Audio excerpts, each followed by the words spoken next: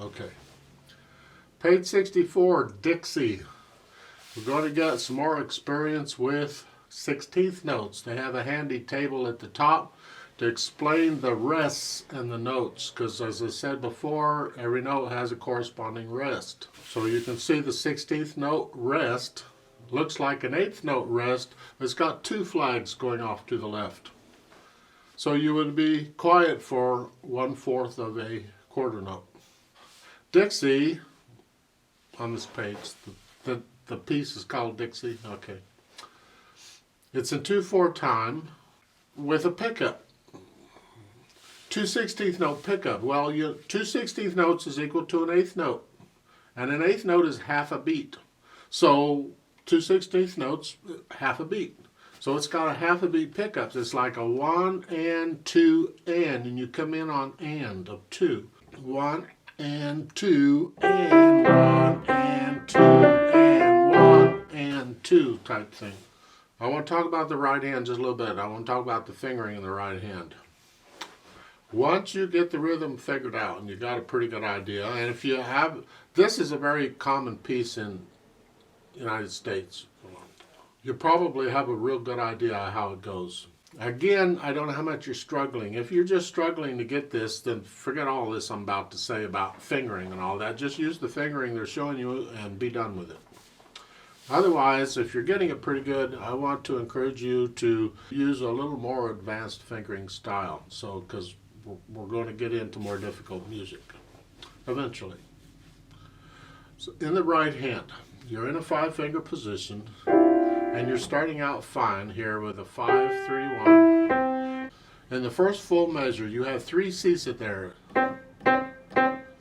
Now you can use thumb on all 3 if you want. It's fine. There's nothing wrong with it. But I would encourage you to, since they're repeated notes, to use different fingers. So I'm going to suggest you do a 1-2-1. Just eventually get into the habit, and when you run into a piece and you see repeated notes like that, you'll just finger it that way. Then on the 16th notes, watch that fingering, because they want you to put your thumb on the F. You see the one with the circle? That's their way of indicating, hey, I want your attention here. You're changing hand positions, right? Here to here. Okay, I would suggest that you stay in the 5-finger position and not bring the thumb under. You just here in the first measure, the first full measure, and you play the first G with your little finger. Then do a 4-3 on the next 2. Okay, this fingering 5, 4, 3, that's common also, and it'd be good for you to get in the habit of at least being able to do it when you need to.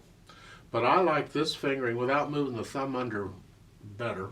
Then on the next measure, you can come up and put the 3rd finger on the A. And the 3 A's, you can do a 3-2-3 or a 3-1-3.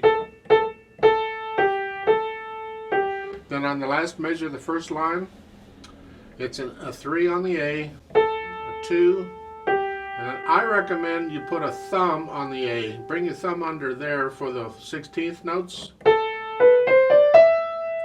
They're suggesting that you play the 16th notes with the 3, 4, and then the thumb under. You can do that if you want to, but I like my system better. It's starting here and just immediately put the thumb under on the A. So your little finger's on the E, and at the start of the next line, it'll be the 5th finger, not the 3rd here. And then you can do 4th finger on the C if you want.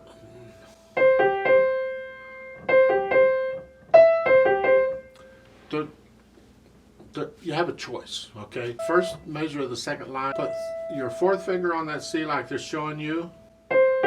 Or you can, in this case, go ahead and you can use the 3rd finger if you want.